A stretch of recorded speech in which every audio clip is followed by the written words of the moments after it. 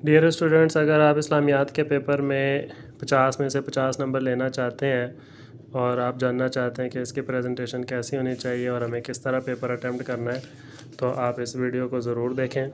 ये आपके लिए ही है कि आपने जो है ना कैसे पेपर को अटैम्प्ट करना है।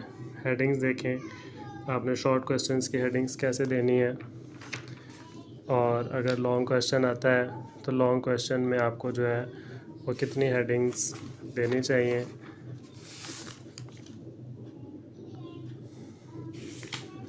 बाकी इसकी तफसीली जो ब्रीफिंग है वो आपको लॉन्ग वीडियो में यूट्यूब पर मिल जाएगी।